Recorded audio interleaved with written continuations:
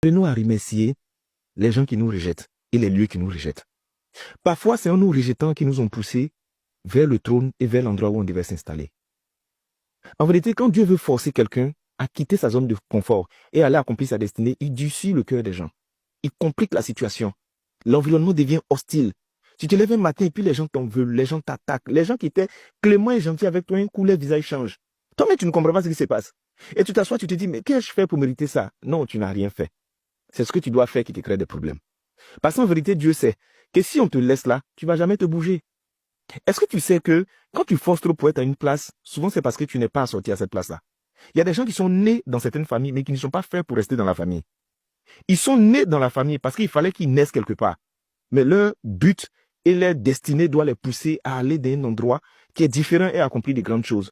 S'ils continuent de t'accepter et à être gentils avec toi, tu vas te sentir tellement à l'aise que tu vas vouloir rester là. C'est pourquoi souvent il ne faut pas t'agripper à certains lieux.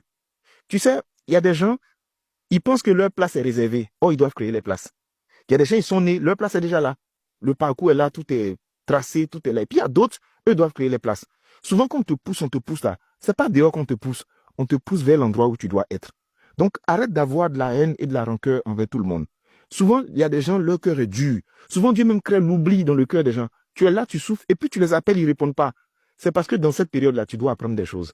Tu dois mûrir, tu dois te développer. Et je vais te donner une seule information que tu dois retenir. Même quand tu te perds sur le chemin, la perte fait partie du chemin pour que tu retrouves ton vrai chemin. Il faut juste te garantir que Dieu est avec toi. Parce que s'il est avec toi, partout où tu vas te retrouver, tu vas finir par retomber sur tes pieds.